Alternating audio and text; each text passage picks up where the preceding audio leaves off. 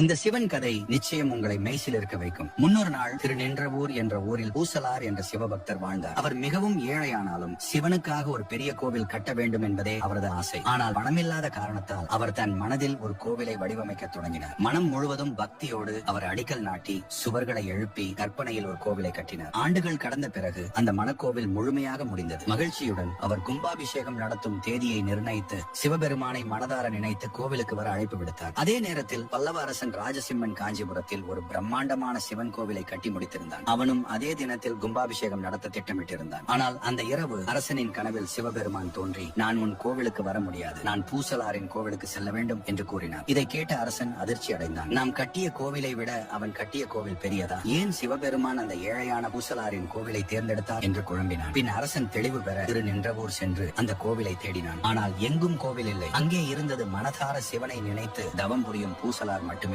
இப்போது உண்மையை உணர்ந்த அரசன் பூசலாரின் பாதத்தில் விழுந்து வணங்கினான். அப்போதே பரமசிவன் பார்வதியுடன் தோன்றி, உன் பக்தி எந்த பொருட்களுக்கும் அடங்காது, உண்மையான கோவில் என்பது இதுதான் என்று கூறி அவரை ஆசீர்வதித்தார். பின்னர் பூசலாரின் நினைவாக திருநின்றவூரில் இருதயாலய ஈஸ்வரர் கோவில் கட்டப்பட்டது. இக்கதையின் மூலம் உண்மையான பக்திக்கு பொருள் தேவையில்லை. சுத்தமான மனதை கொண்ட பக்தனே இறைவனுக்கு மிக பிடித்தவன். சிவனும் பார்வதியும் பக்தர்களின் நம்பிக்கையை சோதிப்பார்கள். ஆனால்